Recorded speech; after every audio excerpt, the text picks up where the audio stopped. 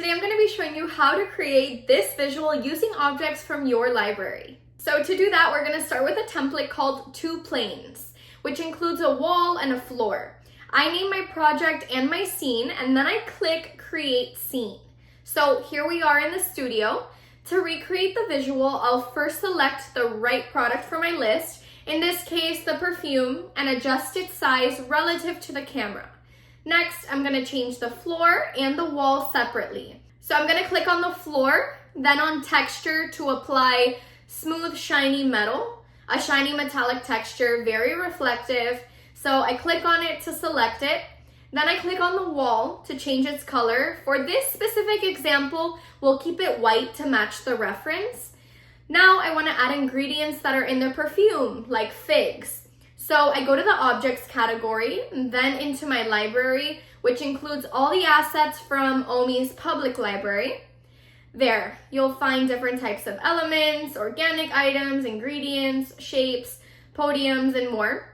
For example, in the cosmetics category, you'll find many assets like smudges or cream textures. You can customize these by changing their color or their texture.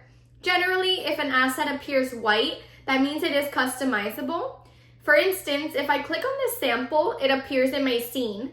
Then on the right-hand panel under texture, I can change the color however I like. You'll also find flowers, plants, and more organic elements like fruits and vegetables in the library as well. For these, we use a specific scanning technique.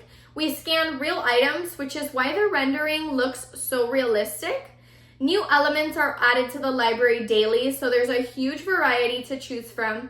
You can also favorite elements by clicking the little star on the top right of them. To find them later, just use the filter option and you're going to select favorites. For our example, I'll pick a whole fig and a half fig. You can either click on them or drag and drop. Just click and hold and then move the item into the scene like this. So I'll place the ingredients now. I click on the whole fig, hold, and move it to the perfume.